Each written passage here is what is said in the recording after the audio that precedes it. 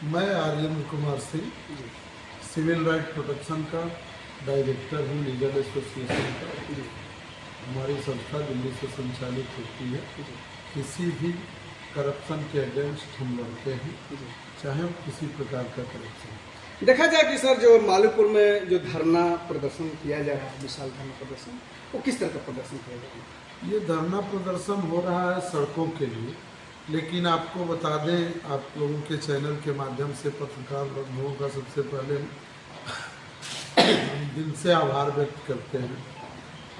और ये जो मालीपुर का धरना प्रदर्शन है, इसकी सूचना हमको भी मिली थी, लोगों ने दिया था, इसलिए हम आए थे।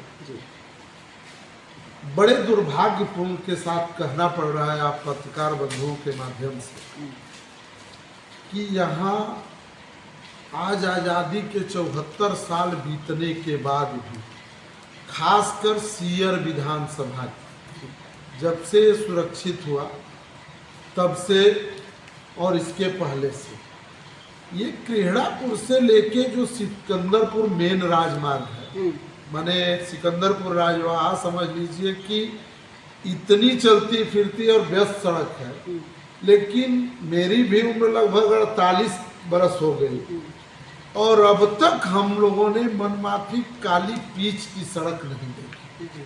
और यह इस क्षेत्र वासियों के साथ सरासर नाइंसाफी है। सांसद हो, विधायक हो, आता है कहता है कि हमको वोट दीजिए, हम सबसे पहले इस काम को कराएंगे, लेकिन हमें धरना प्रदर्शन करना पड़ता है। 2010 में हम भी किए थे, सेंथिल पांडियन सी आए थे, बहुत लंबा धरना चला था, अनशन चला था। आमरण अनशन पे 84 घंटा हम लोगों ने आमरण अनशन किया। इस सड़क की दुर्दशा कब से है? इस सड़क की दुर्दशा कब से है क्या आज तक हमने कभी बना अच्छी देखी ही नहीं।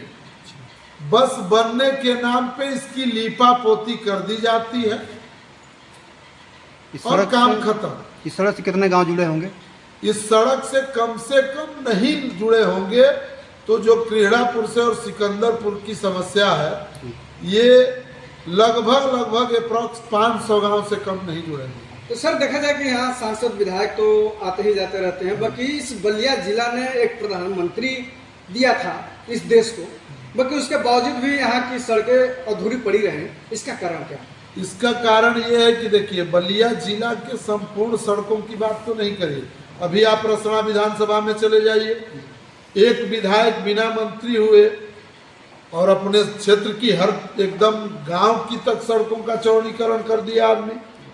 विधायक तो वो भी है, सिकंदरपुर में भी काम हुए हैं। आप खास कर अगर पूरा जिला घूमेंगे तो सीयर विधानसभा को छोड़ के इससे बढ़िया स्थिति हर विधानसभा की है पूरे प्रदेश में। आखिर इसका कारण क्या है? इसका कारण ये है कि यहाँ के जितने भी लोग हैं, खासकर मालीपुर से पूरब जो सीयर विधानसभा का इलाका है, ये लोग आज तक अपने बीच न कोई एक अच्छा नेता, न कोई अच्छा एक अगुआ जो इनकी आवाज को उठा सके, विधायक सांसद सबके सामने जाके अपनी बात प्रखरता से कह सके, निर्भयता से कह सके। हम देखे हैं, हम पार्टी में भी रहे, विधायक मंत्री के पास भी गए, कई कार्यक्रम में रहे, कई कार्यक्रम में गए, लेकिन हमें देखने को मिलता है कि जब सीयर में भी अगर मंच लग जाएगा, कहने को मालीपुर से इधर बागपत का इलाका, सारे लोग कहेंगे कि हम समाजवादी के नेता हैं, सारे लोग कहेंगे हम बहुजन के नेता हैं, भाजपा के नेता हैं, लेकिन एक किसी नेता को आज तक किसी बड़े मंच पे खड़े होके मैंने बोलता नहीं देखा। अब आप सब लोग इतना दिन से क्षेत्र में हैं, लेकिन आप लोग क्या देखे क्या नहीं देखे मुझे नहीं पता, लेकिन मेरी जानकारी में एक मालीपुर से पूरब सीयर विधानसभा क्षेत्र का, एक तिरनई से पूरब, माने इस सड़क से पूरब का एक नेता बताइए जो निर्भयता के साथ इस क्षेत्र की अगुवाई कर सके और अपनी बात को रख सके। आखिर विधायक मंत्री तो भी आदमी है, इंसान है, तो फिर क्यों लोग डरते हैं? डरने का क्या कारण नहीं, क्या रीजन है? इधर के लोग जाएंगे, बस वो खड़ा होके मंच से ऊपर से बोल देगा भैया ठीक है ना, कान पे हाथ रख देगा, बस खुश। वही तो बात मुझे बोलने का। आखिर में इन सब बातों का कारण क्या है? बताया तो, इस सब जितने बात हैं, जितनी बात मैं कह रहा हूँ, एक अगुआ होना चाहिए आपके बीच।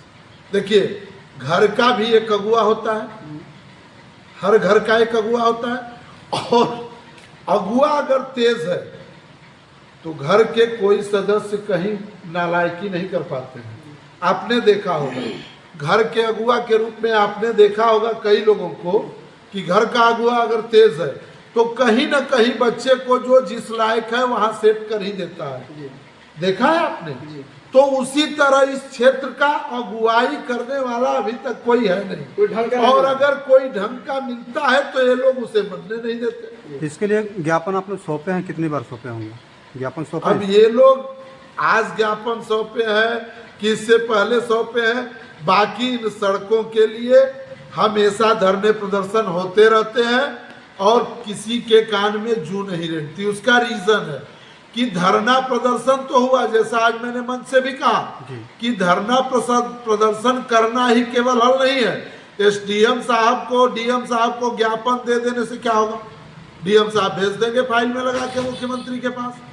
वहां अगर आपके हक की लड़ाई की बात विधानसभा में उठानी होगी तब न जाके किसी के कान में जू रेंगेगा, तो कौन करेगा? आपके क्षेत्र का विधायक। तो हमने तो कहा धरना के लोगों से भी कि आप चलिए एक जन समूह बना के अगुवाई करके और यहाँ के विधायक से मिलिए। अगर नहीं सुनता है तो अपने एक एक वोट का हिसाब लीजिए। और आपके माध्यम से कहना चाहता हूं, जब तक इस क्षेत्र के लोग जागरूक नहीं होंगे, उनका एक अगुवाई नहीं करेगा, और अगुआ जाके दल का और जाके जनप्रतिनिधि से, विधायक सांसद से लड़ेगा नहीं, अपने वोटों का हिसाब नहीं मांगेगा, तब तक मेरे हिसाब से इस क्षेत्र का कल्याण नहीं होने वाला। इस भाजपा की सरकार में जहां गड्ढा मुक्त सड़कें की बात चल रही है, माने तमाम सड़कें बन गई, ताल तलैया तक बन गए। धरना प्रदर्शन की बात देखिए, प्रदेश की सरकार कह रही है, देश की सरकार कह रही है कि ट्रिपल इंजन की सरकार है, तो आपको एक चीज तो मानना पड़ेगा कि इन सरकार में, इस सरकार में क्षेत्रों का, तो ये आप बेलथरा से नगरा की सड़क देख रहे हैं रसड़ा तक, ये मायावती के राज्य में हुआ चौड़ीकरण। तो सरकार कहाँ दोषी है? नहीं तो उमा शंकर सिंह अगर वहां से लड़के अपने क्षेत्र के विकास के लिए सड़क ला सकते हैं, वो तो अभी दयाशंकर जी से कोई बात हुई थी तो आपने सुना होगा कि मीडिया में भी कहे थे उमा शंकर सिंह कि हम लाते हैं अपने क्षेत्र में विकास सड़कों का, आप भी लाइए। तो इसमें दोषी तो जनप्रतिनिधि है। तो कहाँ कोई मानने के लिए तैयार कि नहीं मायावती की सरकार में सड़कें चौड़ीकरण हुई है? लोग कह रहे हैं कि जो भी सरकार तो रसड़ा से बेलथरा जो सड़क का निर्माण हुआ है किसके राज्य में हुआ है? वो तो हुआ है, बाकी जो आने वाली सरकार वो नहीं मान रही है। वो करे कि मैं किया हूँ। आने वाली सरकार कर रही है, लेकिन अगर बलिया जिला में रोडों के चौड़ीकरण का मामला था तो बहन जी की सरकार में हुआ था। हाँ, सत्य है, ये कटु सत्य है। उस समय भी उमा शंकर सिंह सड़क लाए थे। आज भाजपा की सरकार बनी, इसमें भी सड़क आ रही है। और जो सड़क, देखिए हमारे क्षेत्र के नेताओं का दुर्भाग्य कहें, जनता का दुर्भाग्य कहें, नहीं तो इफ बट नहीं है कि इस गवर्नमेंट में, भारत की गवर्नमेंट में नितिन गडकरी जैसा भी मंत्री है जो अपने काम से जाने जाते हैं, नाम से नहीं। और यह सत्य बात है कि जो वहां गया पाया, उसको मिला मौका, उसकी सड़क बनी। अब जो नहीं गया उसके लिए मैं क्या कर सकूं? तो देखिए हमारा मानना है कि सड़कों के लिए, इस हॉस्पिटल के लिए हर तरह से केवल गवर्नमेंट जिम्मेदार नहीं। हाँ, वही यही बात मैं हमारा ही दायित्व है कि हम अपने जिस जनप्रतिनिधि को चुने हैं उसके पास जाएं, अपनी बात कहें। यहाँ जाने वाला कौन है बताइए? वही तो हम कह रहे हैं कि जनता को कैसे जगाया जाए। मान लीजिए धरना प्रदर्शन किया ही जा रहा है, लोगों को बताया जा रहा है, उसके बावजूद भी लोग नहीं जग रहे हैं, तो क्या किया जाए? इसके लिए देखिए, इसके लिए जनता को जगाने के लिए आपको जगाने की जरूरत नहीं पड़ेगी। अभी जनता मान रही है कि हम सोए हैं। जनता अपने आप जागेगी तब जब इससे भी बुरा ठोकर लगेगा तब। आज हम केवल दूसरे पे दोषारोपण कर रहे हैं। क्या मालीपुर की से पूरब की जनता किसी दिन प्रोग्राम करके अपने जनप्रतिनिधि को बुलाई? कि आइए सड़क देखिए।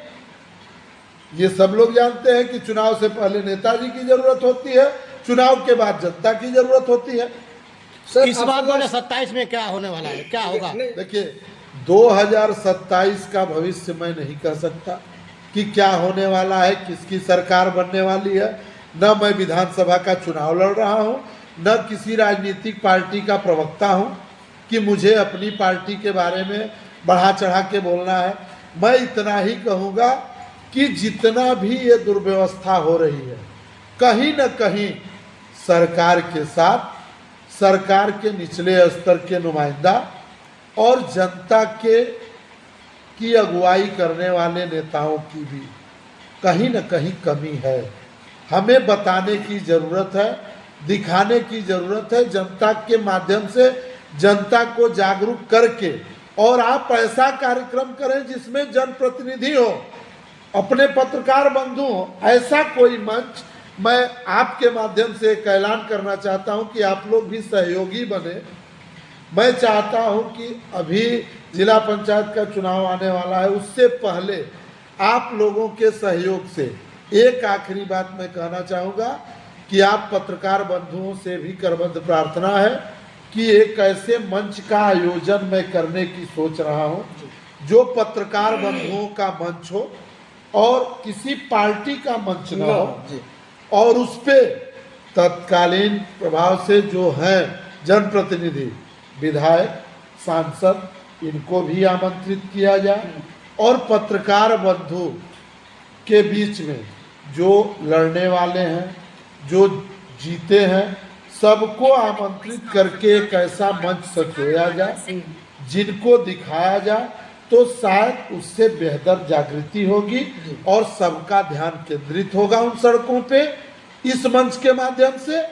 और निश्चित रूप से अगर ध्यान केंद्रित होगा और आप लोगों का सहयोग रहा तो ऐसा कुछ जरूर किया जाएगा, मेन बिंदु पे फोकस करके। आपसे लास्ट सवाल अभी हमारा रहेगा कि सड़कों का निर्माण हो जी, सके। तो सड़कों का निर्माण हो सके। और लास्ट सवाल है कि जो भी धरना प्रदर्शन हो, धरना प्रदर्शन से क्या आप क्षेत्र की जनता को, इस जिले की जनता को क्या संदेश देना चाहते हैं आप? देखिए, धरना प्रदर्शन की जनता के माध्यम से मैं इस क्षेत्र और जिले के जनता को यही संदेश देना चाहूँगा कि यह हमारा लास्ट विकल्प है। हमें नौबत ही ना आए हम कुछ ऐसा करें, ऐसी अगुवाई करें, ऐसा करें कि लोगों को काम काज छोड़ के और सड़क पे न उतरना पड़े। यह बहुत ही, जिस क्षेत्र में धरना प्रदर्शन होता है, यह बहुत ही दुर्भाग्यपूर्ण होता है। अब इससे अंतिम सिरे का कोई काम मेरे हिसाब से होता नहीं।